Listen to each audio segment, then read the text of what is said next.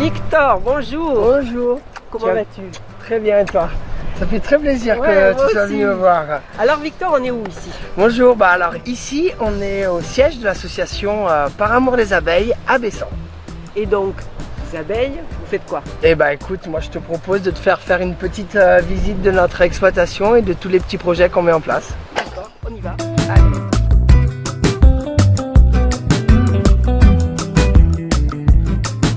Alors ça, qu'est-ce que c'est? Alors ça, c'est des canaux de chêne mâle.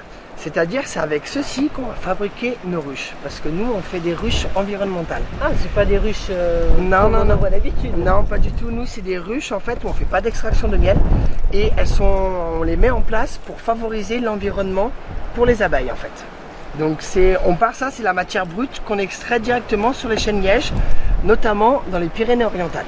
Et donc vous les laissez de cette taille différente? Non, alors il y a à différentes des tailles. Là, c'est la première taille. Après, je te montrerai là-bas où on a notre atelier où on fait la couture. On les présente, on les met en dimension qui soit le plus adaptée pour favoriser en fait l'environnement des abeilles. Et du coup, je te propose qu'on aille voir là-bas comment on les transforme ces belles petites ruches. Ouais.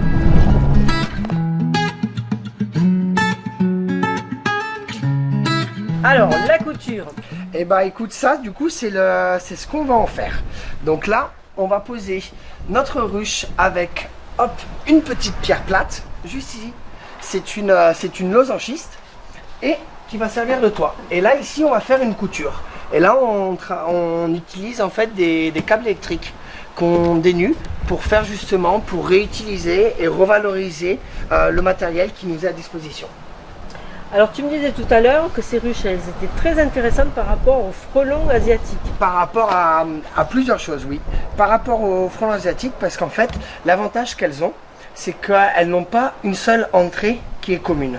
Et ce qui fait qu'à l'intérieur, vu que c'est elles qui vont bâtir en fait à l'intérieur de la ruche, ça va être plus difficile pour les frelons asiatiques pour aller piller les colonies aussi bien à l'intérieur que vu qu'elles vont entrer par différents endroits, ça va perturber un petit peu le frelon asiatique du fait qu'il ne sait pas par où est-ce qu'il y a l'entrée exactement en fait.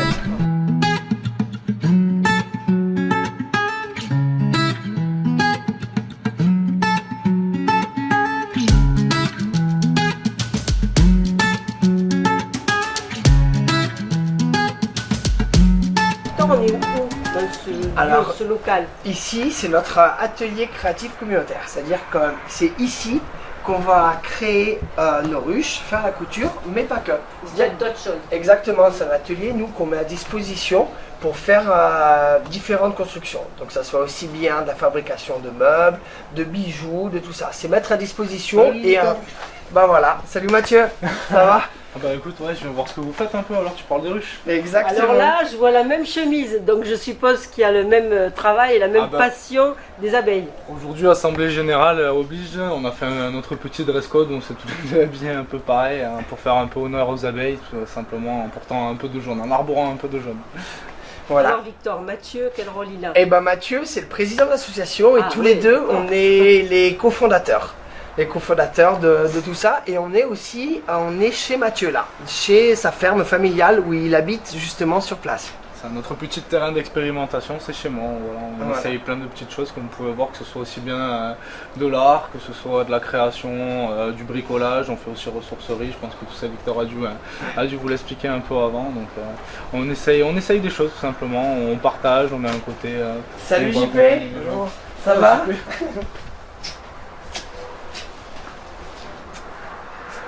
Je vois beaucoup de partage, de solidarité et de convivialité au sein de cette association. Ouais, c'est ça. JP, écoute, il est venu nous faire un petit coucou. C'est notre assemblée générale où on a invité aussi bien les adhérents, les partenaires. Et JP, c'est l'animateur. Alors, des adhérents, en fait, il y en a combien? Là, on en est à 80. Un peu plus avec. À 90 aujourd'hui, on en a eu quelques-uns en plus. En quelques mois de. Oui, Il y a pas longtemps, on a un an d'existence. Mais voilà, donc On va dire ça, c'est les officiels, ceux qui ont rempli leurs papiers, tout ça. Après, beaucoup de membres de notre famille notamment, ou des amis qui ont finalement oublié de remplir leur adhésion. Hein. C'est les cordonniers qui sont le plus mal chaussés, là c'est un peu le même principe, c'est les amis, la famille qui des fois oublient un peu de remplir les bulletins d'adhésion. Bon, vous avez entendu, hein. On leur pardonne.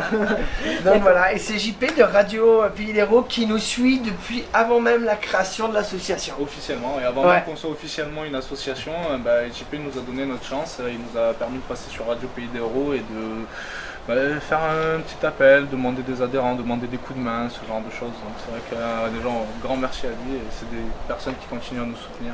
Alors JP, pourquoi leur as-tu fait confiance? En fait, j'ai vu que c'était deux jeunes très motivés et ce sont un peu des extraterrestres parce qu'il n'y en a pas beaucoup comme eux sur le secteur. Et donc je les ai invités dans le cadre du magazine Vivre Ici. C'est un magazine au départ qui a été créé pour faire connaître les associations de notre secteur aux auditeurs. Et le seul problème qu'il y avait, c'est que l'association n'était pas encore créée pour Victor et Mathieu, mais elle était en cours de création. Donc je leur ai dit, venez, on va vous faire connaître aux auditeurs, vous allez nous montrer ce que vous voulez faire et vos projets. Et ça a démarré comme ça. Ouais. Et après quelques mois, les impressions, tu n'es pas déçu? Non, non, pas du tout, parce qu'ils font un maximum pour préserver la nature et puis la défense des abeilles. Ils font un gros travail et moi ça me fait plaisir de leur donner un petit coup de main à ma hauteur. Et j'espère qu'ils vont avoir du monde parce qu'il y a des gens qui commencent à venir à se greffer à leur projet, à leur association. Ils ont des adhérents aujourd'hui. Il y a des institutions, des organismes aussi qui commencent à avoir des partenariats. Donc je pense que ça va continuer bien le projet, ça va aller loin.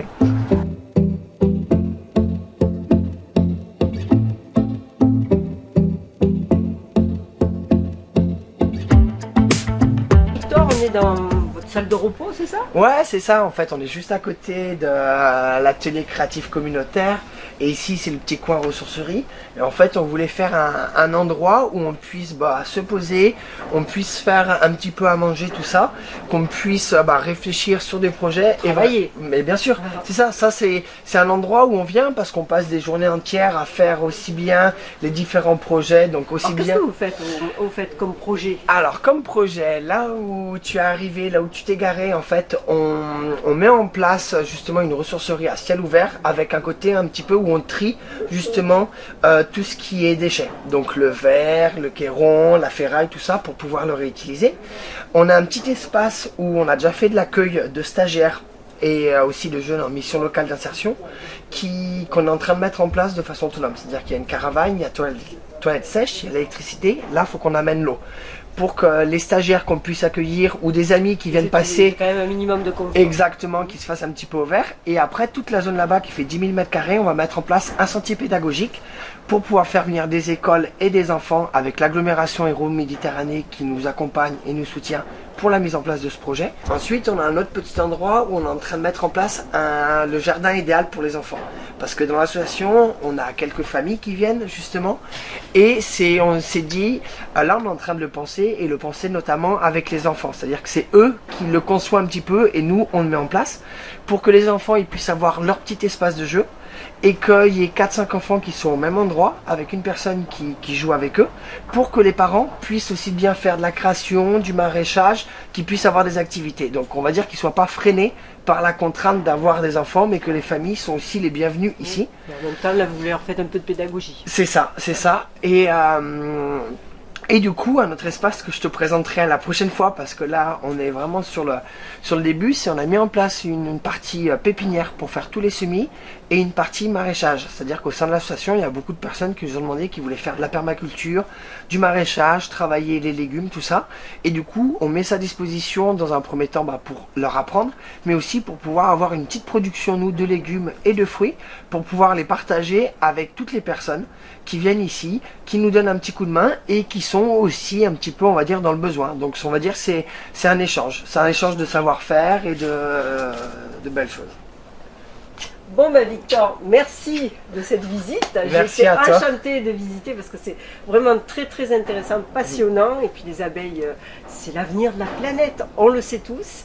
Et puis à une prochaine fois. Ah bah très bientôt, en tout cas tu es la bienvenue quand tu veux et c'est certain qu'on va se revoir parce qu'on est rempli d'énergie et on a plein de beaux projets qui sont en train de fleurir. Victor, il est intarissable.